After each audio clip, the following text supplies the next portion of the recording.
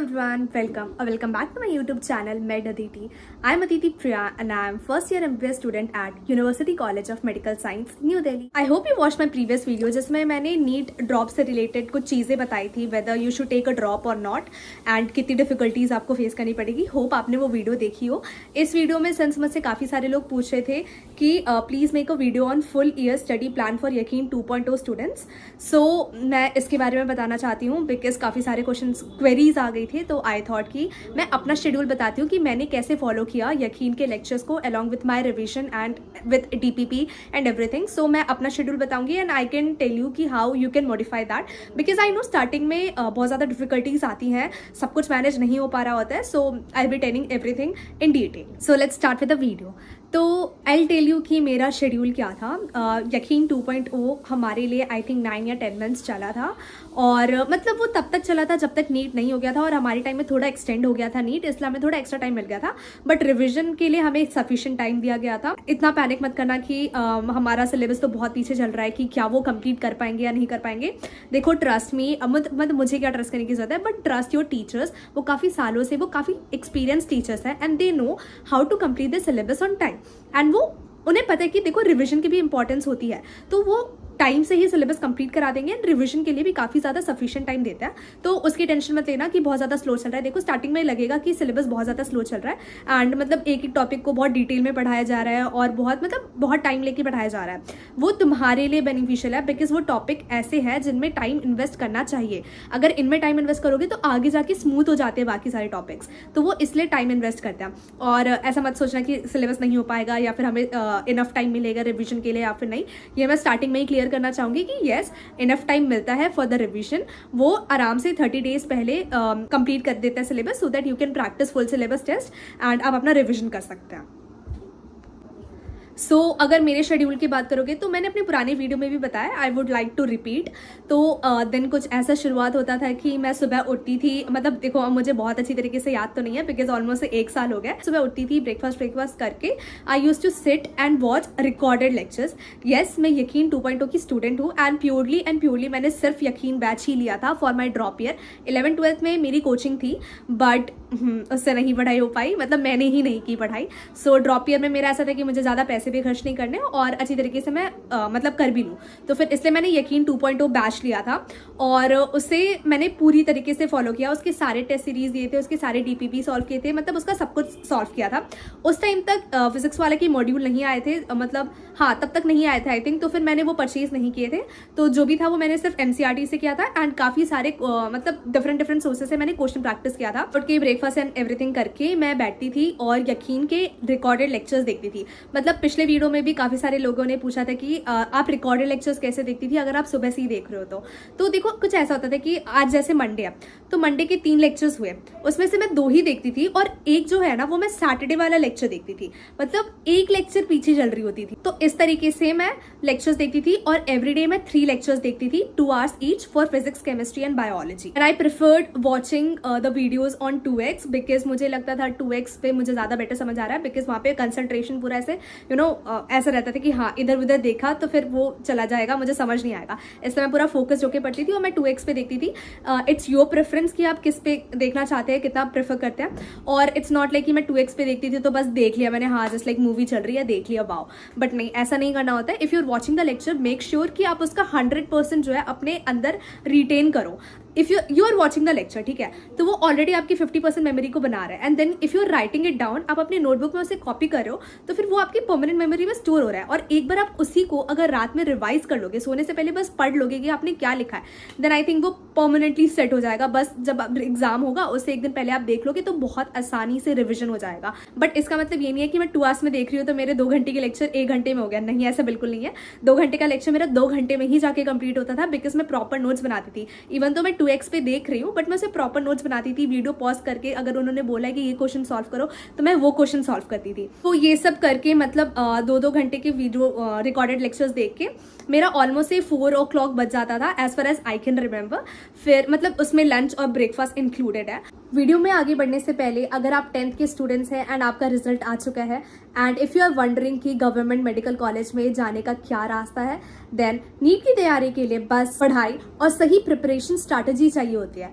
इसलिए इंडिया का most loved education platform physics वाला लेकर आया है नीट की प्रिपरेशन कर रहे 11th क्लास के स्टूडेंट्स के लिए अर्जुना नीट 2.0 बैच, जहां हर सब्जेक्ट के एक्सपर्ट्स आपकी प्रिपरेशन करवाएंगे और मेक श्योर करेंगे कि आपकी तैयारी में कोई कमी ना रहे। इस बैच में आपको मिलेंगे बहुत सारे फीचर्स। यहाँ 11th क्लास और नीट की पूरी तैयारी करवाई जाएगी। इसमें आपको लाइव लेक्चर्स और उनके रिकॉर्डेड वीडियोस, जिससे अगर आपकी कोई भी क्लास मिस हो जाती है तो आप उनके रिकॉर्डेड वीडियोस देख सकते हैं, जो कि 24/7 अवेलेबल होती है। इसमें मिलेंगे स्टूडेंट्स पेरेंट डैशबोर्ड, जिससे अब पेरेंट्स अपने बच्चों की ग्रोथ को भी ट्रैक कर पाएंगे। साथ ही मिलेंगे वीडियो सॉल्यूशंस के साथ daily practice problems, PDF notes, doubt solving sessions, scheduled test and test analysis. So I think this batch has a lot to offer. ये बैच आपको मिलेगा 4,800 की जगह अब सिर्फ 3,800। सी अर्जुना नीट में भी बेस्ट फैकल्टीज है और सेम प्राइस पर। So do check that out. I will provide the link in my description and you can use my code to avail flat 150 off. So now let's continue with the video. So after 4 o'clock मैं 1 घंटे का break लेती थी, मतलब 1 या फिर 1.5 hours का मैं ब्रेक लेती थी एंड 5 या फिर 5:30 से मैं स्टार्ट करती थी अपना DPP सॉल्व करना। DPP में ऑलमोस्ट से 15 to 20 क्वेश्चन आते थे। तब अगर आपने वो लेक्चर इतनी अच्छी तरीके से देख लिया तो वो हार्डली एक बायो करने में तो आई थिंक 5 से 10 मिनट लगते थे, फिजिक्स में थोड़ा टाइम लगता था। तो ये सब करके 1 से 2 घंटे में कंप्लीट कर लो। तो अगर 5 o'clock करो तो 6-7 तक ऐसे कंप्लीट करो, मतलब मेक श्योर करो कि 6:30 तक कंप्लीट हो जाए।